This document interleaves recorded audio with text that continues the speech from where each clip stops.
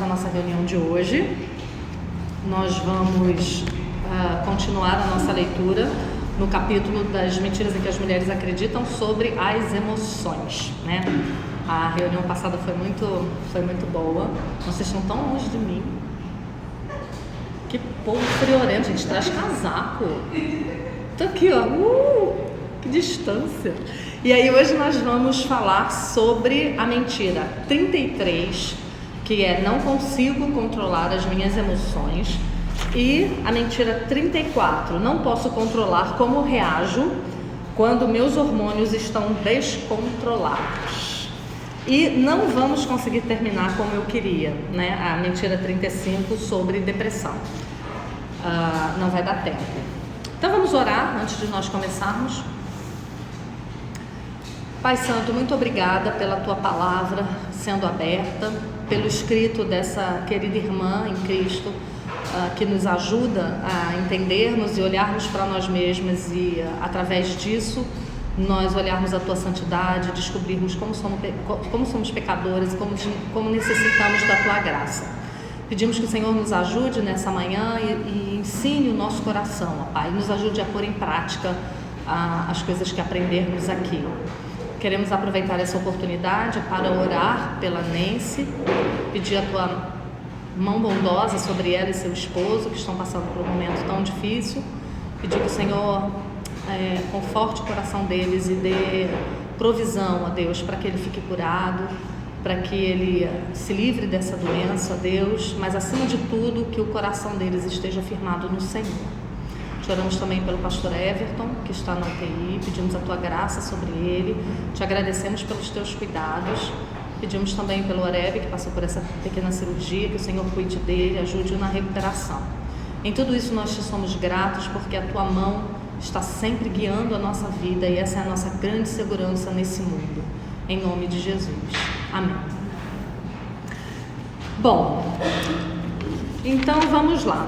Nós começaremos pela mentira número 33. Eu quero dar início lendo, vocês que estão com o livro, página 193. Quero começar lendo o primeiro parágrafo. Página 193. Diz assim: o inimigo usa essa mentira, não consigo controlar minhas emoções, para nos fazer acreditar que não temos escolhas senão sermos controladas pelas emoções. Embora até certo ponto possa ser verdade que não podemos alterar a forma como nós sentimos as coisas que acontecem, né? A verdade é que nós não precisamos deixar os sentimentos governarem a nossa vida.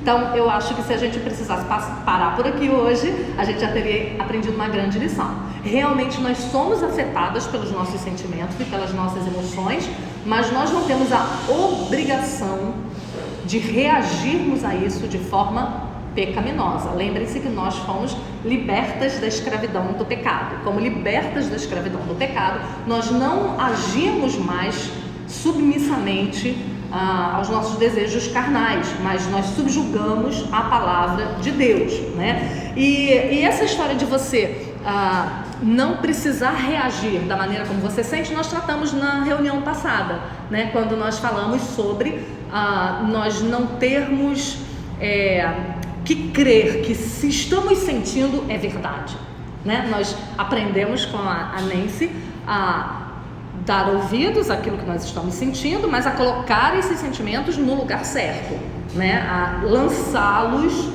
todos esses sentimentos, para a palavra, para ver o que a palavra de Deus vai nos falar a respeito desses sentimentos. E aí nós vamos acreditar não no que nós estamos sentindo, mas naquilo que a palavra de Deus fala, né? Então, por que eu acho importante a gente entender isso logo no começo? Porque tem muita gente que fala que esse negócio do que você sente, esse negócio hormonal, essas variações de humor, que isso tudo é besteira, né? E que a gente não precisa disso, a gente não precisa passar por isso, e que se a gente é crente mesmo, a gente não vai ter essas alterações. Não é verdade. A gente vai ter, não só as alterações de humor, de temperamento, da maneira como a gente encara a vida, mas das circunstâncias também. Cada um reage de modo diferente, a gente não pode negar isso. Nós somos seres humanos únicos, complexos, né? Cada um dentro do seu universo. Então a gente vai reagir realmente de formas diferentes. Mas a grande questão é, nós não temos a obrigação de pecar, nem a permissão de pecar por causa das coisas que estão ao nosso redor, por causa das circunstâncias, dos nossos hormônios ou daquilo que a gente sente. Então, a maneira como ela colocou aqui é muito legal, né? Nós não precisamos ser governadas pelas nossas emoções, né? E aí nós vamos aprender a fixar a nossa mente em Cristo, né, a nos revestir de Cristo e a pensar a respeito da obediência a Ele em cada pequena circunstância na nossa vida. Nós vamos aprender a confiar na sua providência e nós vamos aprender a obedecer ao Senhor. E isso é tão importante, gente. Isso é tão importante para nós. Esses dias eu ouvia uma conversa ainda sobre aquele rolo, aquela treta gigante do tamanho do mundo sobre se é pecado ou não querer ter filhos, né? Enfim, assistam as 5 primeiras aulas do curso, não deixem de assistir, anotem. Ainda sobre essa questão, eu ouvia alguém conversando que o Evangelho, alguém conversando sobre esse tema, uma live sobre esse tema, eram várias pessoas conversando juntas e uma das pessoas disse, o Evangelho não é sobre obrigações, o Evangelho é sobre amor. Aí eu falei, bom, então, eu conto ou você conta? O Evangelho não é sobre nossos sentimentos ou sobre aquilo que a gente quer muito fazer. O Evangelho é sobre obediência, é sobre isso. Então, você veja, se uma frase tão pequena, que parece uma frase agradável, né, uma frase chamativa para as pessoas, distorce o Evangelho completamente. Porque se o Evangelho é sobre aquilo que eu estou sentindo, aquilo que eu imagino, então nenhuma lei da palavra de Deus vai se aplicar à minha vida. Nada da palavra de Deus vai se aplicar à minha vida.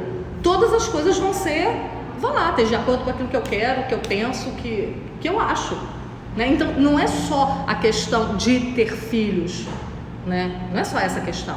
Ou sei lá, de como você vai gerir a sua família, se você vai ser a esposa submissa ou se o marido, porque aí também, peraí, então se eu posso escolher alguma coisa que Deus disse que é para ser assim, eu posso escolher outras também, eu posso ter uma lista de coisas que Deus disse vai ser assim e eu vou fazer de outro jeito, né? Então o Evangelho não é sobre isso, o Evangelho não é, até outro debatedor na mesa disse, não é bem assim, porque por exemplo o culto é uma ordenança. Se o culto é uma ordenança, então eu não tenho que sentir vontade de ir para o culto. Então você entende, a gente virou crentes na nossa era, não sei em outras, né, que eu vivo nessa, a gente virou crentes que as escolhas que nós fazemos e a maneira como nós levamos a nossa vida tem muito a ver com aquilo que eu acho, que eu penso, com aquilo que eu estou sentindo naquele momento. Se eu acho que isso é errado, se eu estou sentindo que só pode ser um absurdo, então é um absurdo. Mas eu não volto os meus olhos para a palavra, para ser governada pela palavra. E aí submeter meus sentimentos, submeter minhas vontades à palavra e não aquilo que está por aí. Então, na palavra de Deus existem ordens claras. Existem ordens claras a respeito de muita coisa. Sabe o que isso significa? Se alguma coisa é mandada, é ordenada, isso significa que você pode cumprir. Não por você. Por isso que a gente precisa fixar os nossos olhos em Cristo. Então, se a Bíblia fala que é para você não se irar, você não pode dizer, eu não posso não me irar, não consigo, né? Minhas emoções não me permitem, eu sou dominada por isso. Você não pode, porque Deus deu uma ordem. Se Ele deu uma ordem, é porque você pode cumprir.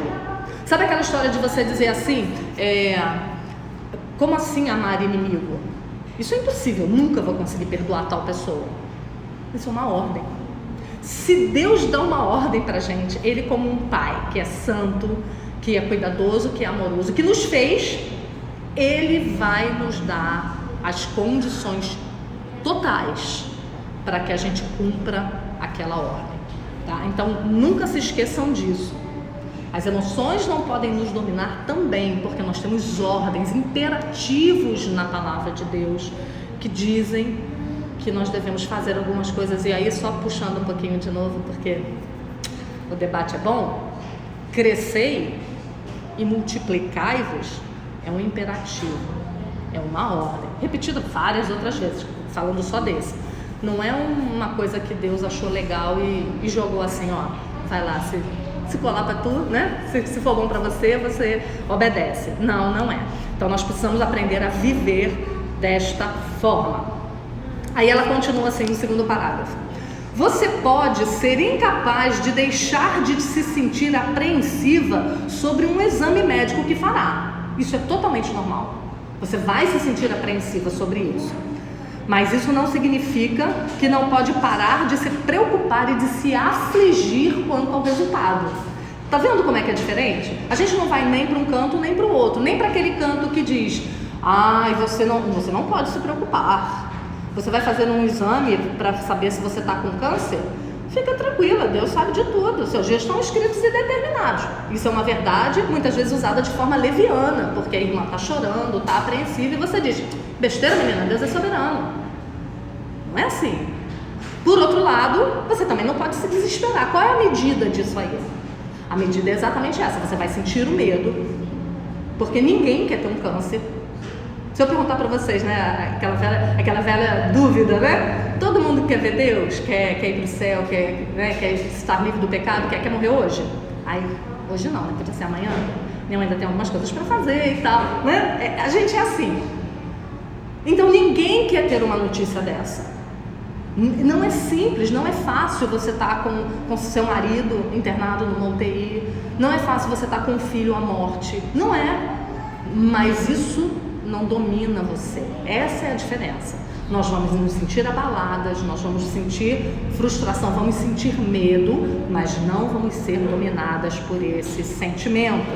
Aí ela continua: pode não conseguir parar de se sentir nervosa ou irritada naquele período do mês. Você vai se sentir assim, né? A conversão não vai te dar um passe livre para TPM, né? Você se converteu? Que bom, querida, parabéns, agora você não tem mais TPM.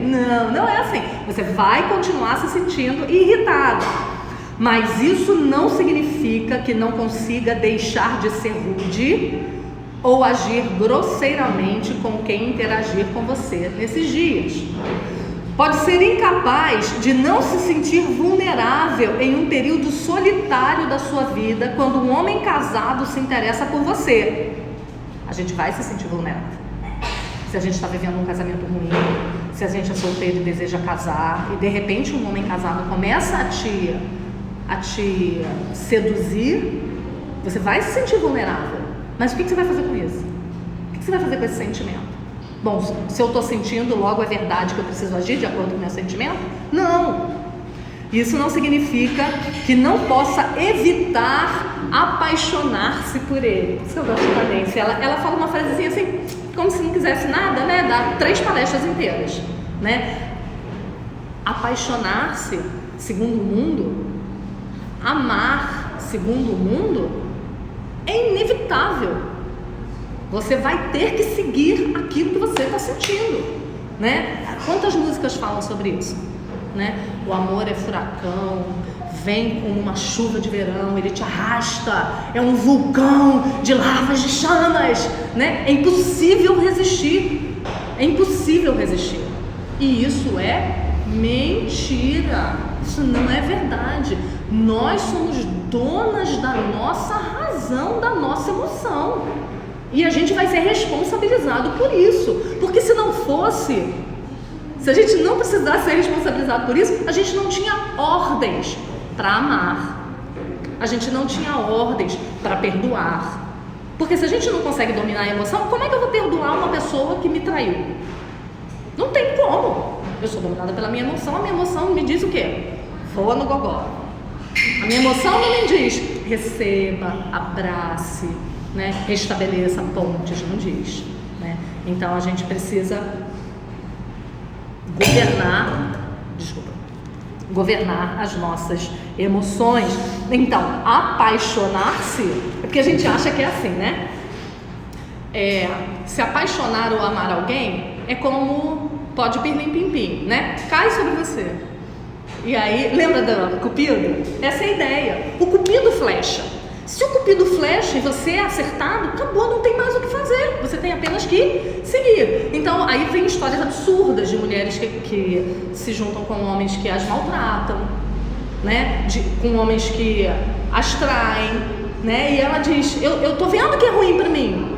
Eu tô vendo que isso é horrível, que vai me destruir, mas eu não consigo me livrar desse sentimento, né? Esses são extremos. Mas se a gente não tomar cuidado, de pequenas em pequenas coisas a gente também chega em extremos. Então a gente precisa ter cuidado. Vamos lá. Lá no penúltimo parágrafo, ela vai contar a história de uma escritora muito famosa, que eu não conheço, que viveu uma vida muito difícil. E a luta dela sempre foi não responder pecaminosamente as lutas que ela tinha. Aí diz assim, a autora muito amada, Hannah Wintour Smith, foi confrontada com as circunstâncias que poderiam tê-la tornado um caso emocional perdido. Aí ela vai dizer as coisas que ela passou pela vida. Era casada com um pastor que demonstrou ser espiritualmente e emocionalmente instável e que lhe foi infiel várias vezes. 2 de seus 5 filhos morreram de escarlatina.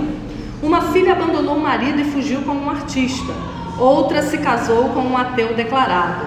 Hannah sofria com uma dolorosa artrite, mas se recusou a deixar que sua vida fosse ditada pelos seus sentimentos.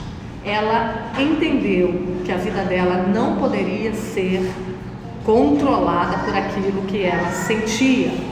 Seus escritos refletem uma firme determinação em exercitar a sua vontade na obediência a Deus, independente das suas emoções.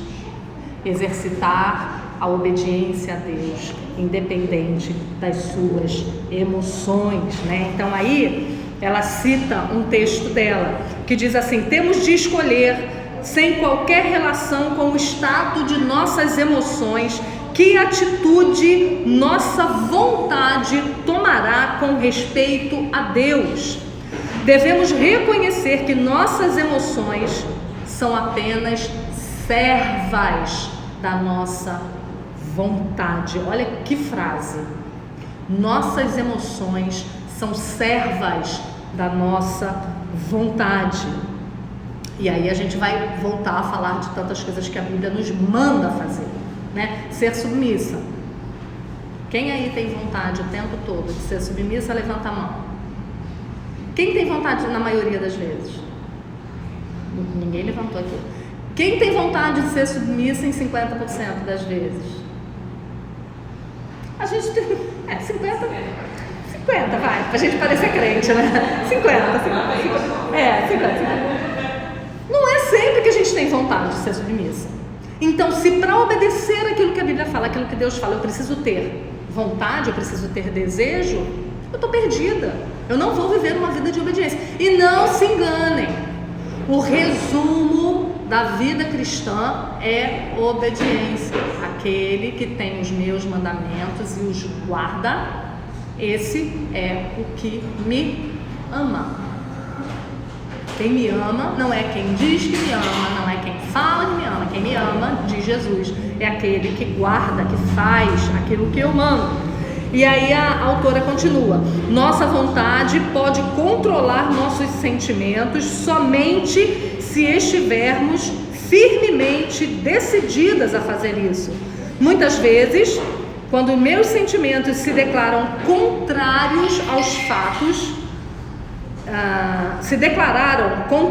fatos, mudei totalmente tais sentimentos, fazendo uma afirmação constante do oposto, né? Então, o que ela está dizendo aqui é que a gente precisa se educar, e a gente precisa o tempo todo de verdades que nos confrontem em coisas que você já sabia, né? Eu costumo sempre dizer para as meninas, acho que eu falei isso mês passado, que eu costumo sempre falar com as meninas que eu estou aconselhando, que estão passando por algum problema, passando por algum pecado, né? Eu sempre digo isso a elas: escrevam, Qual é a sua dificuldade? Qual é o seu pecado mais recorrente? Escreve, anota e luta para que seja diferente. Vê o que a Bíblia fala sobre isso e não seja carregada por esse sentimento. Qual é o seu problema?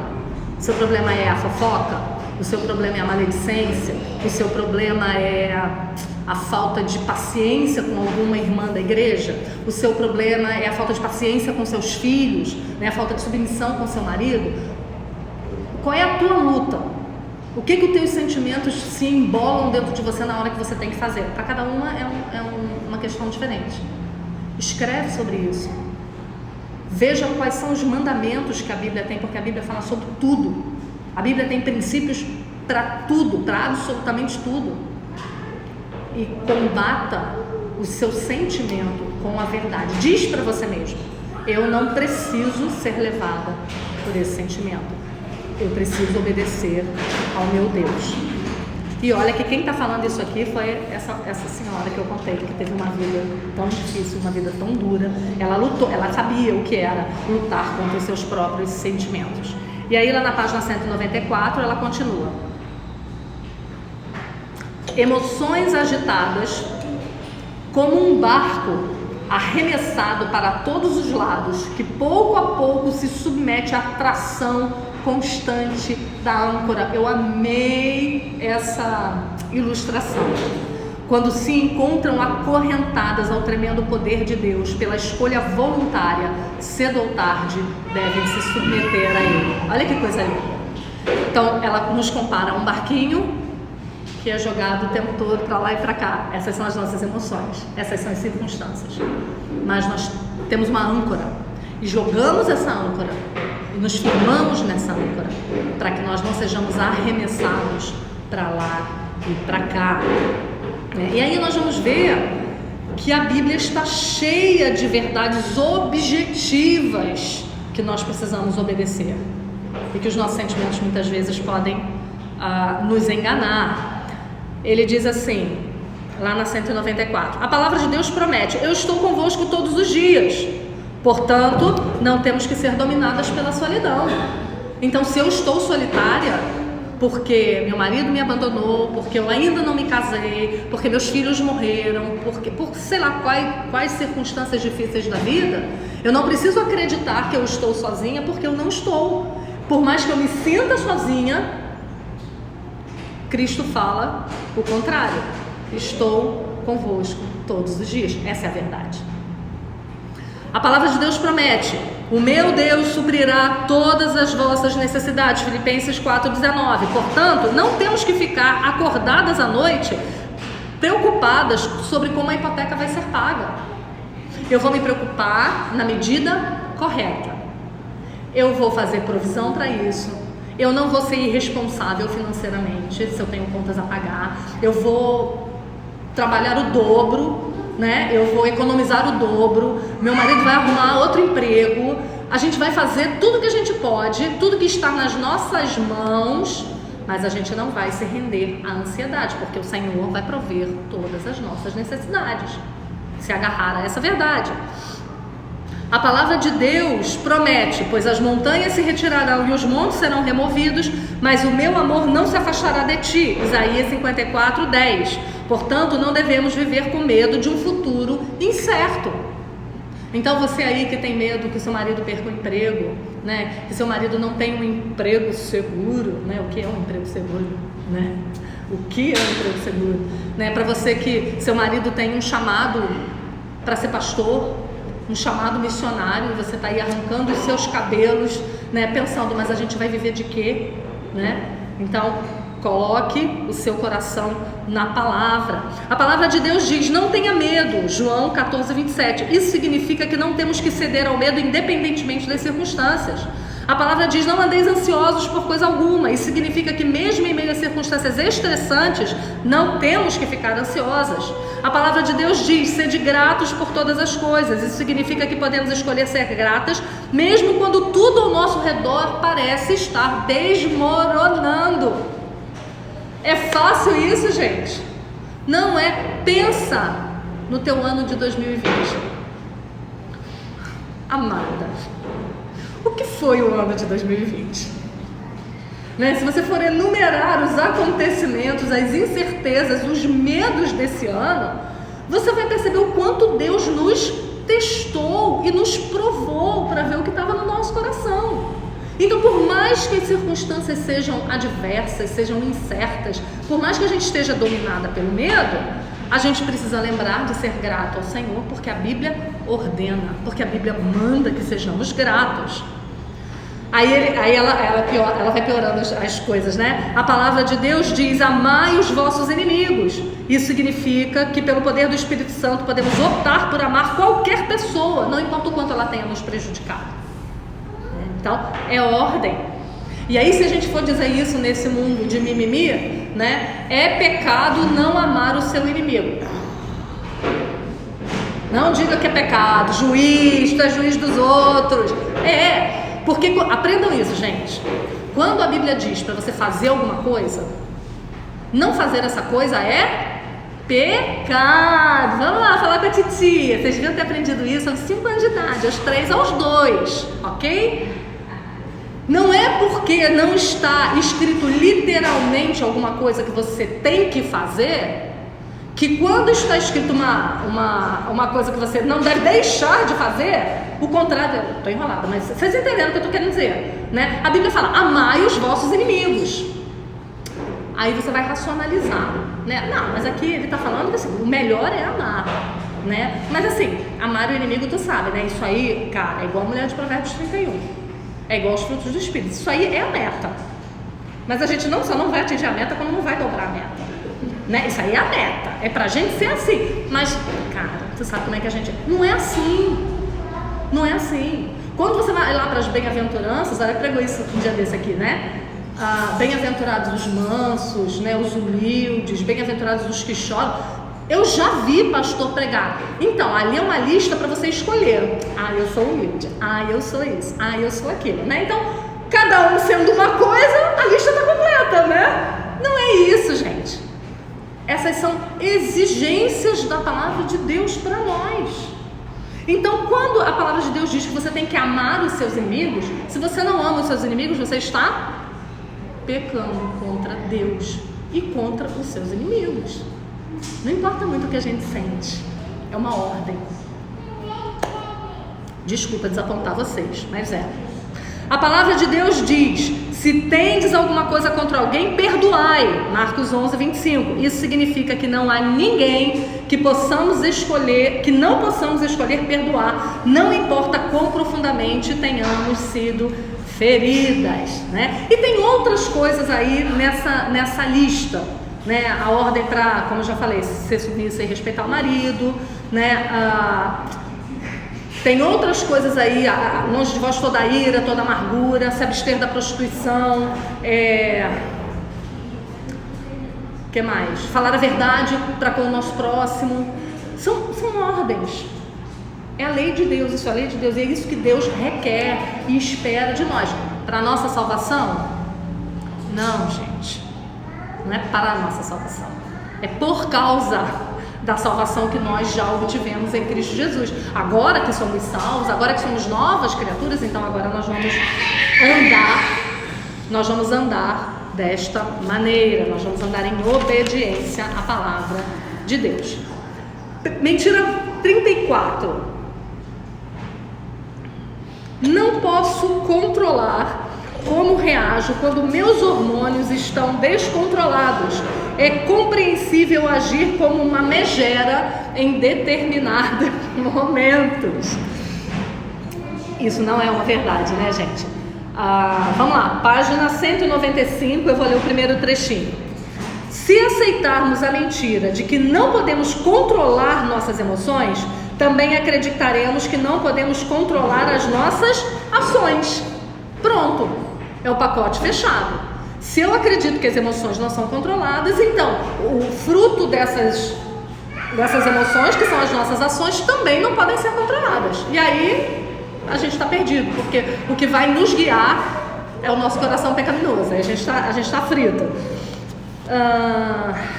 Quando estamos nos sentindo emocionalmente vulneráveis ou fora de controle. Não apenas somos demasiado rápidas em acreditar em nossos sentimentos, como também somos muito rápidas em obedecer a eles. Então nós fazemos as duas coisas, né? Nós acreditamos, e é o que ela falou lá no começo, né? A gente, quando acredita numa mentira, a gente passa a viver por meio dessa mentira, né? Vai ser o fruto das nossas ações baseado naquilo que a gente crê. Assim, se temos um desejo súbito, olha como é que ela é boazinha.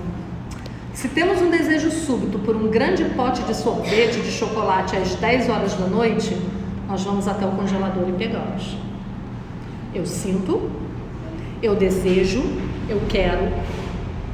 Então essa emoção toma conta de mim e eu vou agir de acordo com isso. Eu desejo, eu sei que não vai ser bom pra mim, eu tô tentando emagrecer, eu tô tentando me controlar, mas se eu sentir, eu só me controlo quando eu não sinto vontade. Não é fácil assim? Assim é ótimo, é igual filho pequeno, né? Tão obediente, tão bonitinho enquanto ele quer. Enquanto a ordem que você dá é de acordo com aquilo que ele quer fazer. Experimenta dar uma ordem contrária.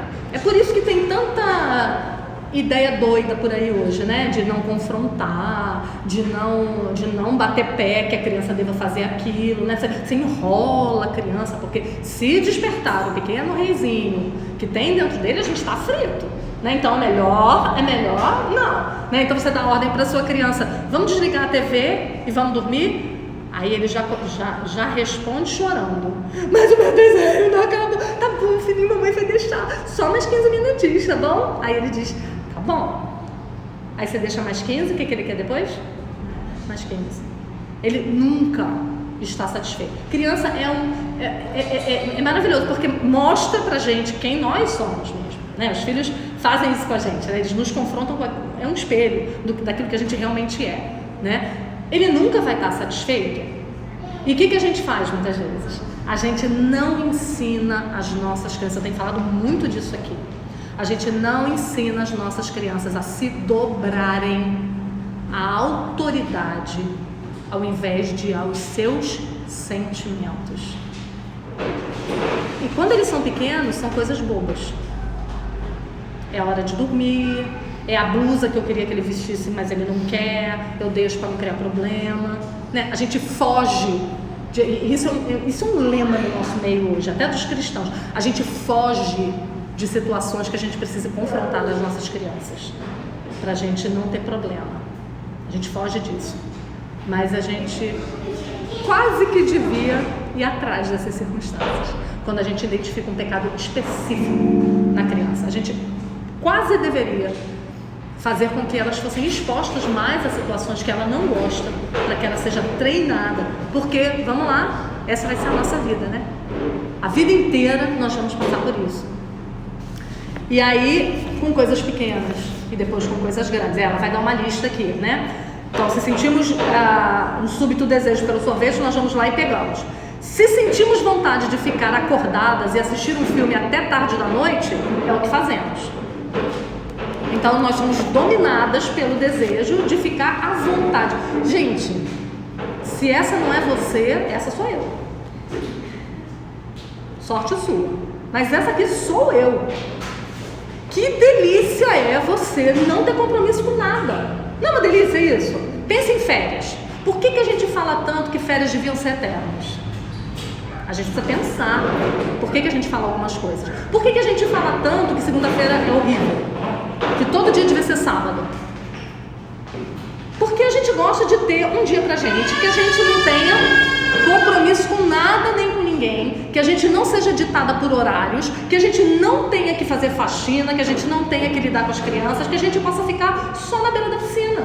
A gente queria que a nossa vida inteira fosse assim. Isso não é errado, gente. Você tirar um mês de férias e ficar em frente à piscina um mês inteiro, né? Mas, meu bem, você vai precisar voltar para a realidade. A realidade não é essa. A realidade da vida é você fazer coisas que você não gosta, não quer, não tem vontade, né? Então, como é fácil você se entregar à televisão, à Netflix, ao celular? Como é fácil você não lutar contra as suas pequenas vontades? E você dizer, bom, eu tô com muita vontade de assistir essa série inteira.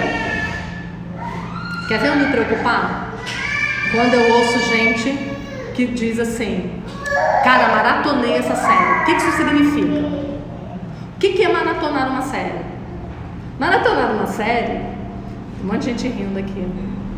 Acho que eu atirei no que vi, acertei no que não via. Maratonar uma série é mais ou menos isso aqui. Dane-se o mundo, eu preciso terminar de ver isso. E aí você se desfaz de compromissos da casa, compromissos com seus filhos, compromissos com seu marido, porque você tem um bichinho corroendo aqui dentro, que você só pode, esse bichinho só para de te comer quando você termina a série, né? Então, ao invés, as coisas que vão chegando para nós e a gente não avalia, vão tomando lugar na nossa vida, às vezes preocupantes, né? Antigamente as séries eram na TV. E quando é que a gente conversava isso esses dias, né, Lara, sobre desenhos, né? As séries eram na TV. Então você via o primeiro episódio, você tinha que esperar uma semana para ver o próximo. Então, nesse intervalo, o que a gente vai fazer? Vai viver a vida, né? Vai ler um livro, vai ler a Bíblia, vai para a reunião de oração, né? Agora é tudo assim, é na palma da mão.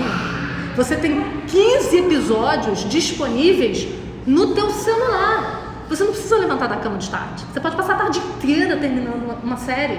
Só que tem um pequeno problema. Quando essa série termina, tem outra. E tem outra. E tem outra. E eu tô falando de séries boas. Não tô falando de porcaria, que tem muita. Mas tem muita série boa. Esses dias eu estava vendo um post de uma amiga pedindo: me deem dicas aí de alguma série antiga, né? Tipo When Calls the Heart, que eu amo. Me dê alguma... E aí um monte de mulher comentou: tem essa. Aí uma outra comentou assim: eita, que eu tenho que tirar print disso aqui. Eu falei: vou tirar o meu também, né? Tirei meu printzinho lá, porque a hora que eu precisar de uma indicação de série, já sei pra onde eu vou, né? Se a gente não tomar cuidado com as séries boas que tem, que nos ensinam coisas, né, que nos fazem olhar o mundo sobre outra perspectiva, porque tem, ou documentários que sejam interessantes sobre Segunda Guerra, Gente, é muita fartura de entretenimento que a gente tem. Se a gente só se entrega às nossas emoções, a gente tem vontade de fazer isso o dia inteiro. E é isso que ela está falando aqui. A gente precisa ser acostumada a dizer não pra gente, nas coisas que a gente quer muito. Isso é válido para compras também. É muito fácil você ser uma mulher dominada nesse aspecto de compras, por exemplo, né, controlada, quando tu não tem um tostão no bolso. Aí é mole. Agora, vai ser controlada quando tem. Vai ser controlada quando, às vezes, você não tem, mas o cartão tem limite, né? Um limite bom, um limite grande. Você entende que às vezes a gente é colocada em circunstâncias que a gente pode escolher abusar, mas a grande chave do negócio é a gente não ser escravo disso, e a gente saber que a gente tem que dizer não, que todas as coisas me são lícitas, mas nem todas me convêm. Eu não me deixarei dominar por nenhuma delas, elas não podem nos dominar. E aí a Nancy continua: se sentimos vontade, vê que ela está citando coisas assim bem pequenininhas, bem cotidianas, mas que expressam grandes coisas. Já sei que essa semana vai chover comentários do tipo: a louca que diz que é pecado não ter filho, diz que é pecado maratonar a Netflix. Mas, gente, presta atenção que coisas tão pequenas podem revelar o nosso coração, coisas tão cotidianas, tão bobas, e a gente é dominado em coisas tão pequenas e tão bobas, só para uma coisa, para mais tarde sermos dominados por coisas maiores, e coisas maiores, e coisas maiores. Se sentimos vontade de sair, se não sentimos vontade de sair da cama na manhã seguinte, puxamos o cobertor sobre a cabeça e ligamos para o trabalho dizendo que estamos doentes. Quando não temos vontade de preparar uma refeição certa noite, ligamos e pedimos uma pizza. Vê, ela não está dizendo que isso é errado. Ela só está dizendo que muitas vezes a gente é dominada pela preguiça. Muitas vezes o nosso cartão está passando da conta porque a gente quer pedir pizza toda noite. Que, gente, convenhamos, pedir pizza é maravilhoso. Mas a gente pode pedir pizza todo dia?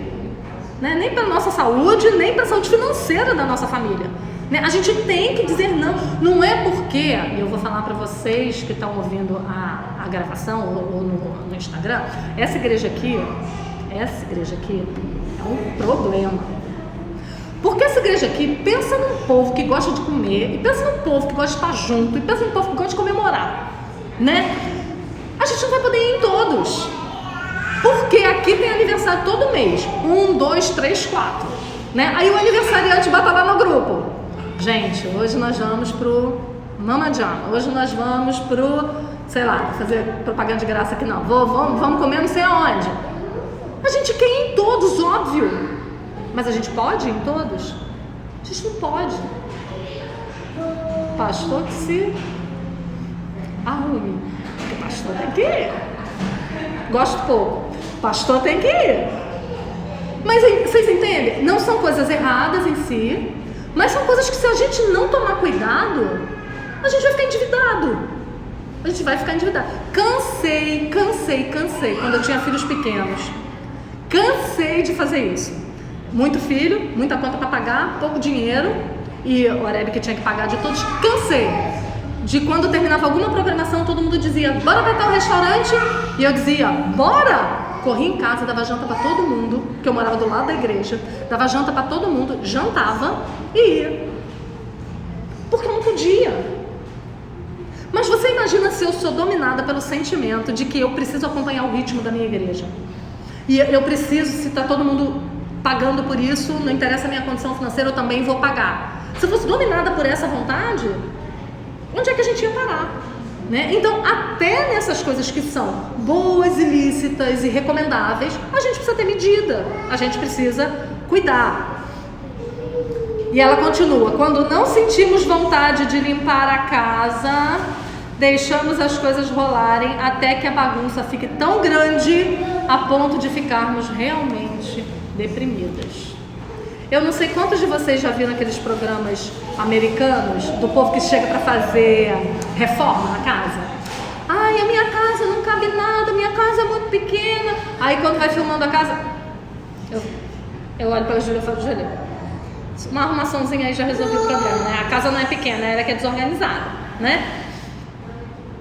Que delícia seria se todos os dias você acordasse e a sua casa estivesse maravilhosamente limpa e arrumada.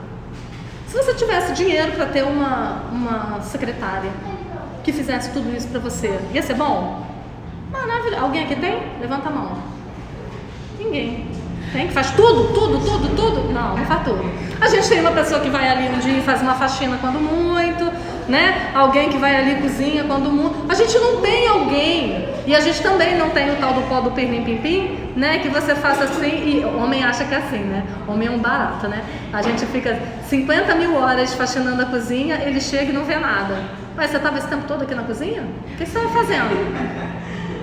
Amado, beloved, o que eu estava fazendo? Ele não vê, ele não enxerga, ele não sabe o trabalho que dá, porque ele está cuidando de outro tipo de trabalho, né? Esse trabalho é meu, mas ele não entende o trabalho que isso dá. Que delícia se nós tivéssemos uma cozinha autolimpável. Diz aí, quem inventar vai ficar rica. Você aperta um botão, ela suga a gordura, ela esfrega os azulejos, a boca do fogão. Quem criou o fogão com boca inoxidável? Um homem que nunca limpou o fogão. Por que aquele trem não é preto, minha gente? Preto, que você não precisa nunca fazer nada nele, preto. Então, assim, a gente tem vontade que essas coisas se resolvam por si só.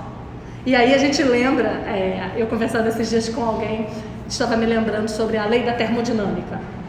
O que é a lei da termodinâmica? A lei da termodinâmica diz que está tudo se destruindo, se estragando e morrendo. Nós. E todo o resto. Se você passar uma semana sem fazer nada na sua casa, ela não vai ficar depois de uma semana limpa como ela estava. Não. Ela vai se encher de poeira, ela vai se auto-sujar. Nada se auto-limpa, tudo se auto-suja. Né? Então, a vontade é uma luta, é luta. Poxa, eu lavei esse banheiro hoje, amanhã ele já está fedido, minha gente. Aí o que a gente faz? Briga com os homens da casa, briga com os filhos, faz escândalo, fica triste, fica deprimida. a gente é levada pelas nossas emoções. Quando o que a gente deveria fazer é bom, a gente tem banheiro para limpar, vamos limpar, né? Vamos limpar. Vamos conscientizar, né, as pessoas, mas não vamos ficar irritadas com isso. Vamos fazer comida? É todo dia. É todo dia que tem que fazer, e fazer, e fazer, e fazer. Que delícia seria se você pudesse ter tudo autofeito, mas não foi assim que Deus fez. Deus fez que a gente tivesse que ter cuidados diários. Escovar dente, pense num trem chato. Não escova todo dia não, para tu ver. Né? Ele vai apodrecer, é assim com tudo. Né? Então tem dia que você fala, ai, meu sonho não precisar escovar dente, só deitar, morta que eu tô. Não, você tem que domar a sua vontadezinha, levantar, ir lá, escovar o dente, tomar teu remédio, ver se a porta tá trancada. São coisas que você tem que fazer todo o dia, né? Isso, vê como são coisas pequenas, são coisas bobas, mas que são sentimentos que nos assaltam e que a gente tem vontade de se render a eles, né? De largar tudo para lá e de não fazer nada. Então, sentimos vontade de deixar a casa para lá? De deixar a bagunça rolar? Sentimos. Mas uma coisa que se você é dona de casa há pelo menos um mês, você já descobriu. Quanto mais desorganizada você for, mais desorganizada você será. Quanto mais você enrolar para fazer as coisas, pior vai ser para você, só para você. Né? Então a gente precisa tomar a nossa vontade de manter uma rotina, manter uma organização, para que a gente não seja engolida por isso. Né? Então isso é verdade de nós nos dominarmos sobre grandes circunstâncias e também sobre pequenas circunstâncias.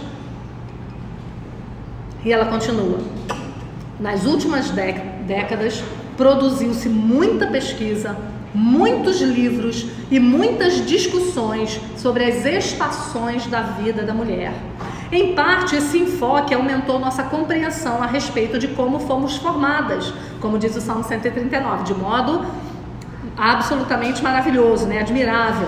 Por outro lado, também fez com que muitas mulheres se tornassem obcecadas consigo mesmas, dando-lhes uma desculpa para atitudes e comportamentos indesculpáveis. Então, olha que interessante o que ela está falando aqui. Não é porque a gente chega numa fase em que a gente descobriu como é que os hormônios funcionam, né, e que realmente nós somos afetados, que agora nós temos desculpas para reagir da maneira pecaminosa como nós queremos.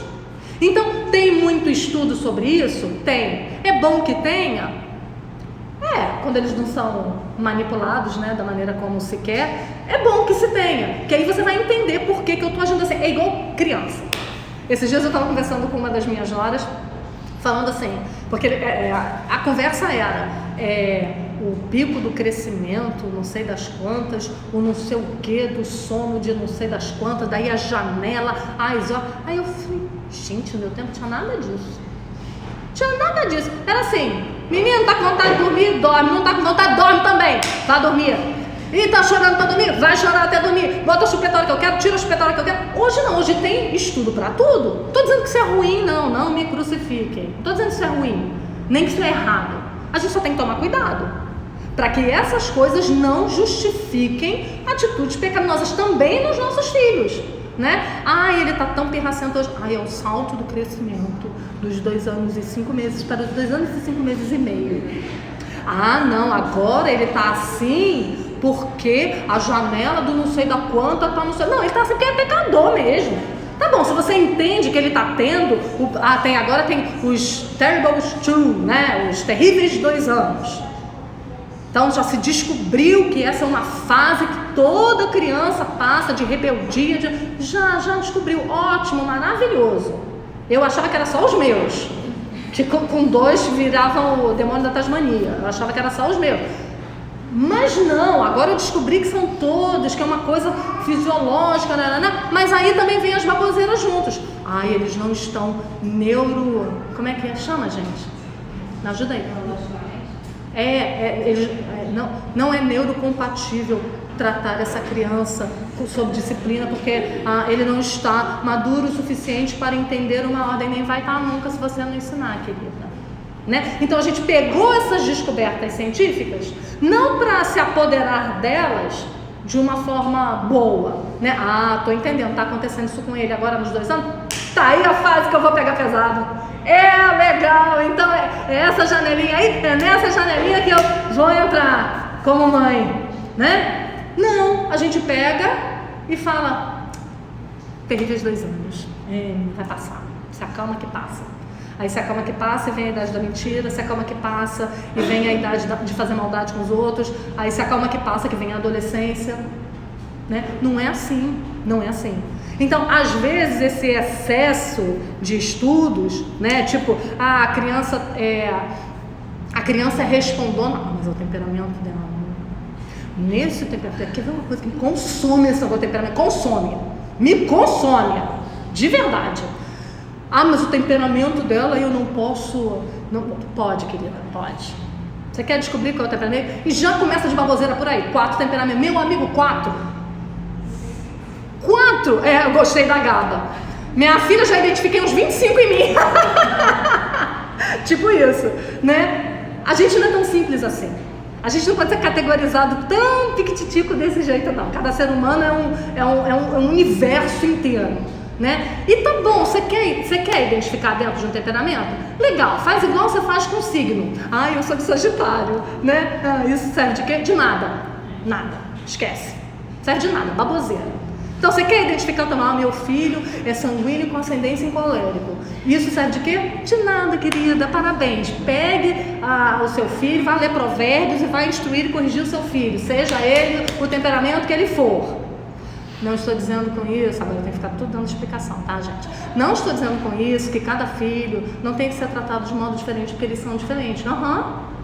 Mas o modo diferente é meio igual, se é que vocês me entendem, né? O modo diferente tem texto de provérbios que serve para todos eles, da mesma forma. É claro que com uns demanda mais conversa, com outros demanda mais tempo, uns obedecem mais fácil. Agora cuidado também com os filhos que obedecem mais fácil, porque às vezes eles estão obedecendo só exteriormente, não no coração. Então é complexo demais, não é simples assim. Então o que a gente faz? A gente pega essas descobertas, em vez de usar para o bem, a gente usa como desculpa para o pecado. E aí a gente se perde, aí a gente está errada. Vamos lá. Eu fico nervosa, se eu for começar meu temperamento, eu fico nervosa. Confesso.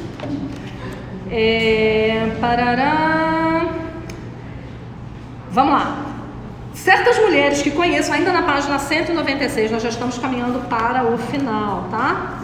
Certas mulheres que conheço costumam atribuir seu mau humor e suas reações negativas ao período que estão do seu ciclo menstrual, como eu mesma sou frequentemente tentada a fazer.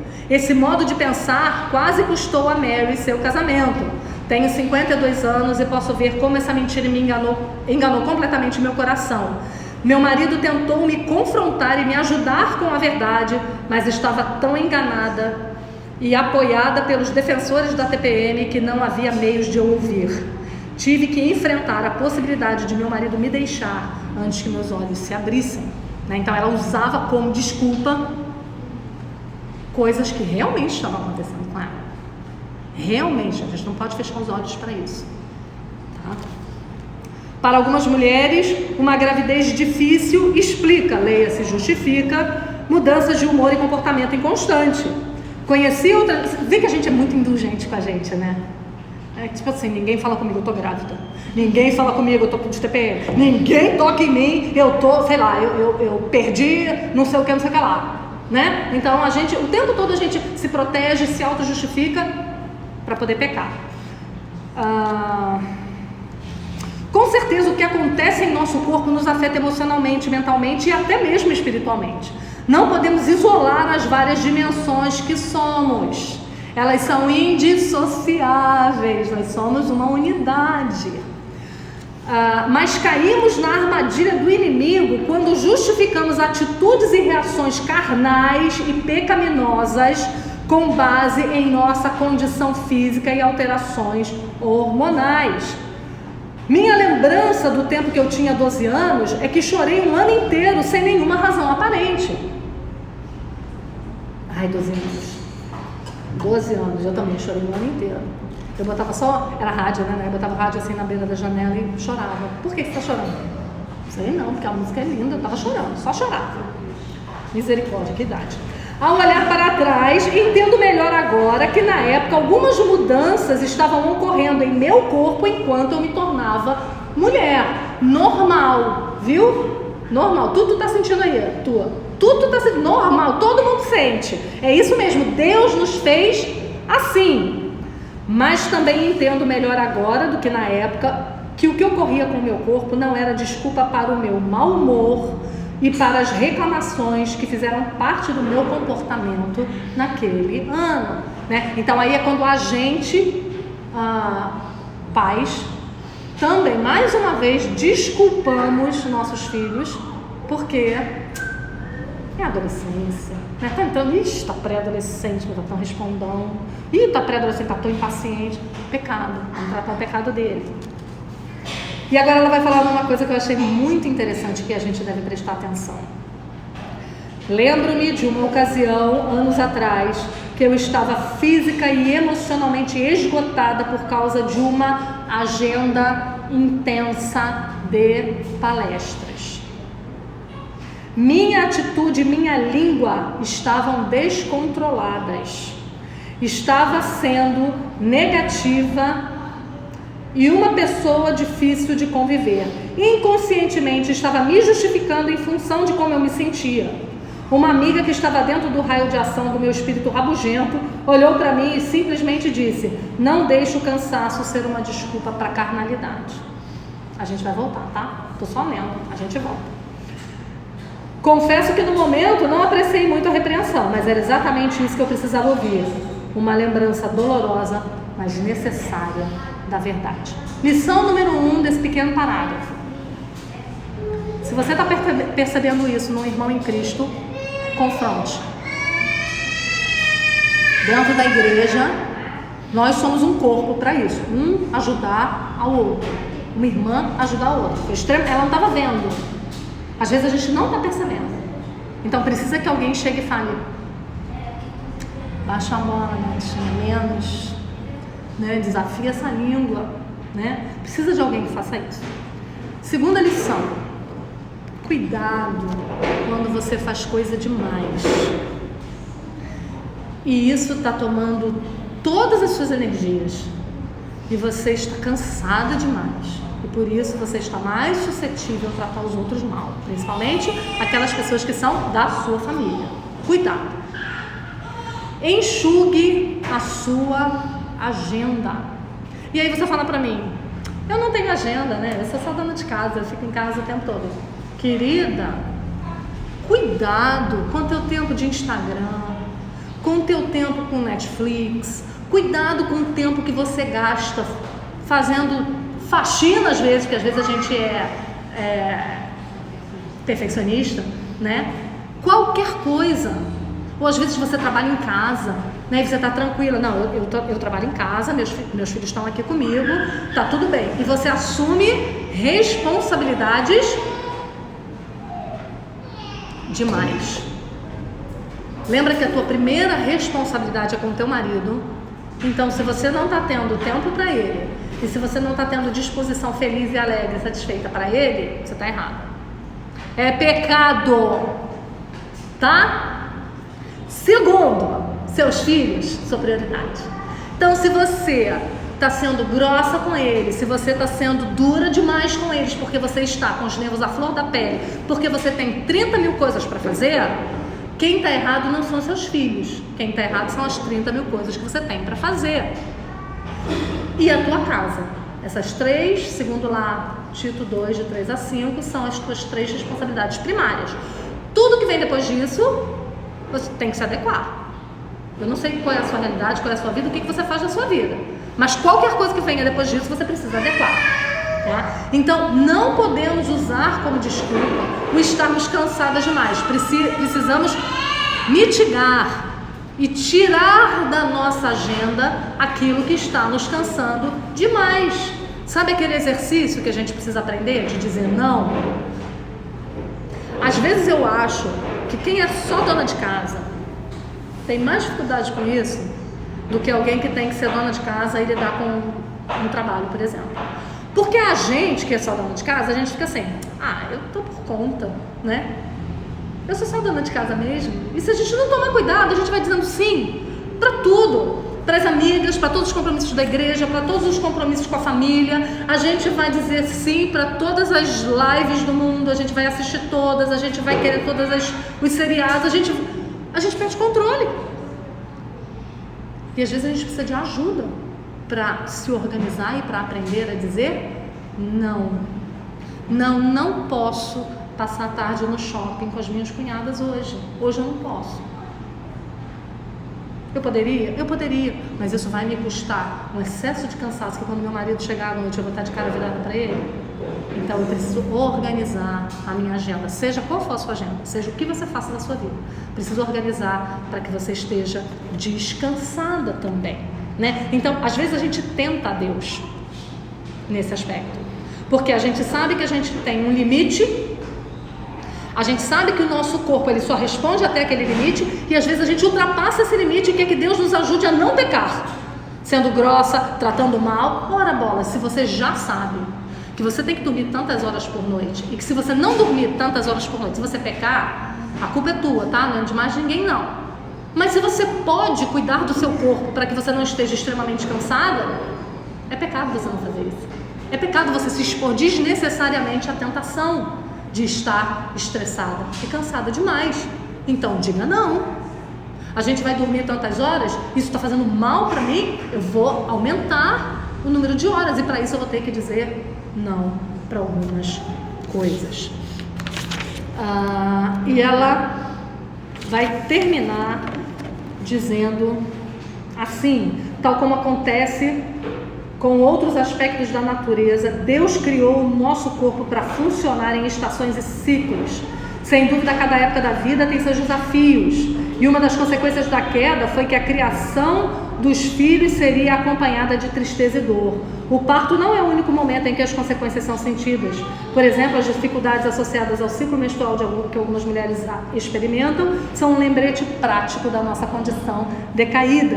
Entretanto, cada ciclo menstrual também é um lembrete de que Deus nos fez mulheres, e que com toda a nossa feminilidade vem a capacidade de sermos portadoras e provedoras de vida. Então, ao invés da gente se desesperar e reclamar dessas circunstâncias, a gente deve ser grata ao Senhor.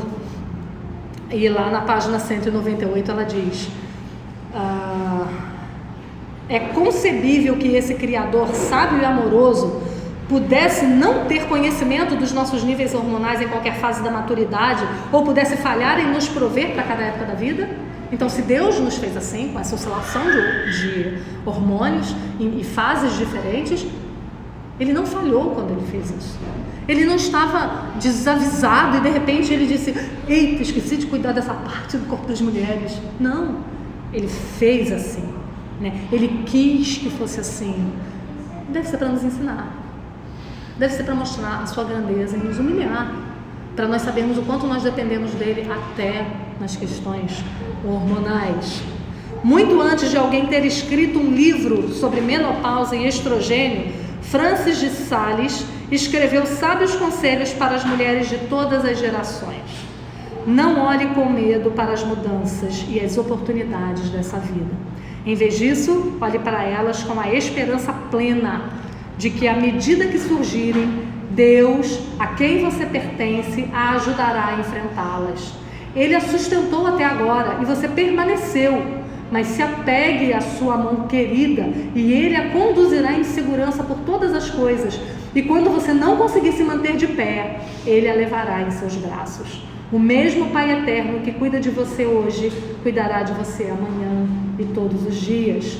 Ou Ele a protegerá do sofrimento, ou lhe dará a força infalível para suportá-lo, de modo que fique em paz e coloque de lado todos os pensamentos e imaginações que lhe tragam ansiedade. Que coisa linda, né? Que pensamento lindo. Saber que o Senhor é que vai cuidar. Eu fico muito brava com gente que está perto de mim e a gente está falando de algum problema e a pessoa fala: vai dar tudo certo, fica tranquila, Deus está no controle. O que é dar tudo certo? O que significa dar tudo certo? Dar tudo certo às vezes é a morte. Dar tudo certo, na perspectiva de Deus, às vezes é uma doença. É o emprego se perder. Deu errado? Não, não deu errado. Então, nessas circunstâncias difíceis que nos assolam, nós somos convidadas a deixar a ansiedade de lado e confiar naquele que é Senhor sobre tudo, gente. Ou a gente não crê nisso? Ou a gente só crê nisso na pregação de púlpito? A gente não coloca isso em prática quando o dinheiro acaba, quando o marido abandona, quando o filho está rebelde. A gente tem que colocar isso em prática nas circunstâncias difíceis da nossa vida. Ou ele vai nos livrar do sofrimento, ou não. Então sempre que alguém fala isso pra mim, mas vai dar tudo certo, a cirurgia vai ser ótima, vai dar tudo certo, eu respondo, ou não, não sei o que me aguarda. O Senhor é quem sabe. Ele não nos prometeu que a gente que ia ficar tudo bem o tempo todo. Não, pelo contrário, no mundo tereis aflição, mas tem de bom ânimo, eu venci o mundo. Então, quer Deus nos poupe das provações, quer Ele nos dê, porque as provações e as dificuldades vêm da mão dEle, não do acaso, nós devemos estar com o nosso coração tranquilo nele, porque nós sabemos em quem nós temos crido. Então, que Deus nos ajude a entender essas verdades e nos ajude a viver por meio delas o tempo todo. Vamos orar. Eu vou pedir a vocês que se lembrem durante a semana, de orar pelo pastor Everton, pela Vanessa. Eu conversava com ela agora pela manhã, estava dizendo a ela, como a gente é assaltada, por esses sentimentos. O marido com Covid, internado, como a gente é assaltada pela ideia de querer ficar desesperada, pela ideia de querer ficar descontente. Eu sei que eu senti isso quando nós passamos por isso aqui em casa, e aí nós nos apegamos na rocha, nós nos lembramos de quem é o nosso Deus, Então vamos nos lembrar essa semana de orar por eles, e de orar por nós também, para que o Senhor nos prepare para o dia mau. Eu gosto muito daquele texto de Eclesiastes, acho que 7:13 parece, se eu não me engano, que fala: no dia da prosperidade goza o bem, mas no dia da adversidade sabe que Deus fez tanto este quanto aquele. Então a gente não pode ser fiel só no dia da prosperidade, a gente precisa ser fiel no dia da adversidade. Vamos orar? Pai Santo, muito obrigada por verdades tão grandes da Tua Palavra, que nós encontramos distribuída em toda a Escritura, de forma tão linda, de forma tão coesa, de Gênesis a Apocalipse, nos convocando a sermos submissas, a termos corações e mentes e sentimentos submissos às grandes verdades e às grandes leis descritas no Evangelho. Obrigada porque não somos obrigadas a sermos levadas, como foi dito aqui, como um pequeno barco no meio de uma tempestade, mas nós temos uma âncora, que é a Tua Palavra, nosso guia seguro, nossa luz para a estrada, nossa bússola. Muito obrigada, nos ajuda a conhecê-la e a viver por meio dela e não por meio daquilo que sentimos, em nome de Jesus. Amém. Meninas,